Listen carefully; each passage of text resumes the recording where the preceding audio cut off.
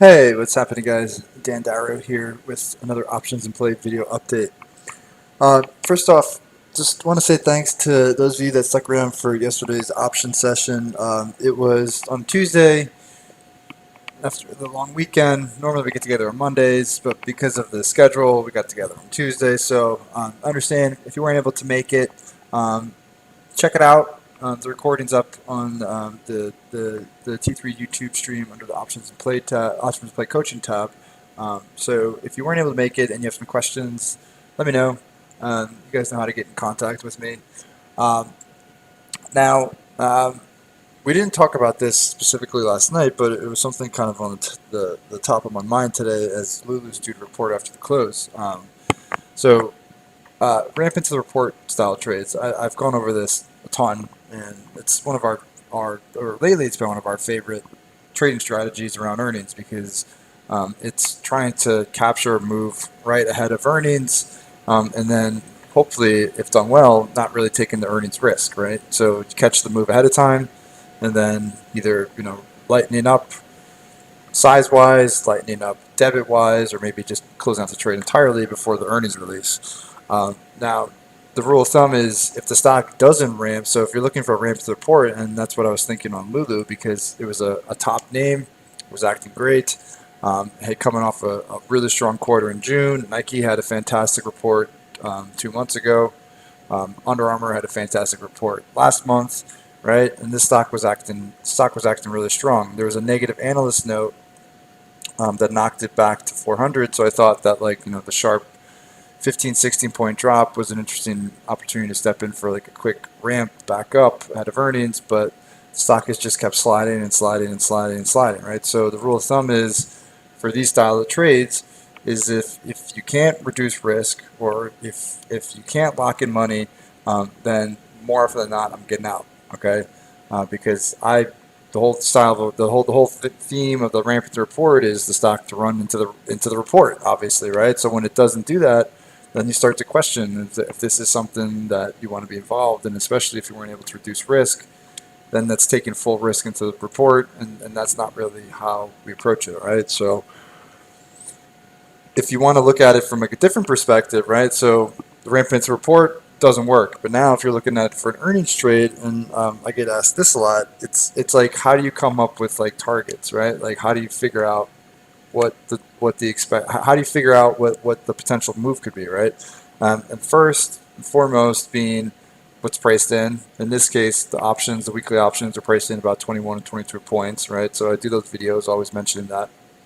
So they're priced in about 21 and 22 points. So that's like that's a starting point for the type of move. But then when I look at a setup, do I see like are there key levels, are there key support areas, are there key resistance ranges, are there key moving averages, and then I factor that into what the potential is, right? So for Lulu, this stock topped out about it's topped out around 400 last year, just now getting back above it. So my thinking is if you get a strong report, right, because the stock is really trying to still try to extend through 400 to get like a serious breakout.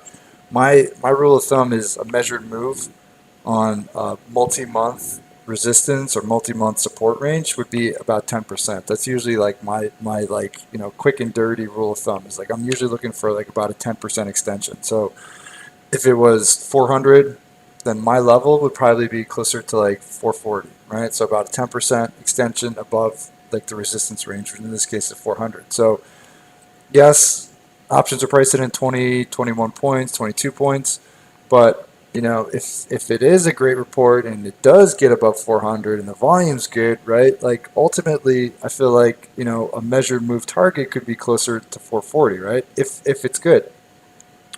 Now, like if you want to use it on the downside, right? Like there aren't as well defined levels. It is rolling below some support, but there aren't as well defined levels as say there would be right around 400. Like if the stock was trading, for instance, around 300, then you could maybe look at it the opposite way, right? Like a measured move breakdown below 300, 10%, be about 30 points, 270, right? So, which would also more or less line up to where it was back at the end of March, right? So, it's not there. It's not even close to 300, but I mean, like that's kind of how I put together I put together some like price points, right? So if the options were still pricing in 21, 22 when the stock was trading at 300, well, now it's like, oh, maybe there could be a 30-point move, right? Because a measured move breakdown below 300 support, about 10%. Options are pricing in about 21 to 22. Maybe it moves 30, so maybe there's some room, right? Same thing on the upside. Measured move about 400, about 40 points. Options are priced in about 21 to 22, so maybe there's some room. So that's kind of how I go through like the thought process. Um, you know, you want to make sure that there's like relevant levels, like important support, important resistance, because those are going to help give that combo move. So, these are just things, not every setup is going to be the same. Not every setup is going to get a 10% move. But like these are like part of the things that go into the thought process about like, where where do I want to like select contracts? Like how far out of the money do I want to go? Like how wide of a spread do I want to go? Like where do I think that this could potentially get to, et cetera. So like this is part of the thought process. I haven't really talked about it, so I figured I'd go over it a little bit, and then we'll see what Lulu says tonight, and we'll see what the stock does because you can only control so much, right? And options, the thing you can control is the risk. So if you know what your risk is, then you just have to see what the numbers are and see what the stock does and see if you get rewarded, right? Okay, so if you like this video and you're looking for more information about trading earnings and trading earnings with options or swing trading with options, please follow up with the link in the description of the video for more information on options play. Have a great night, stay well, and I will talk to you tomorrow.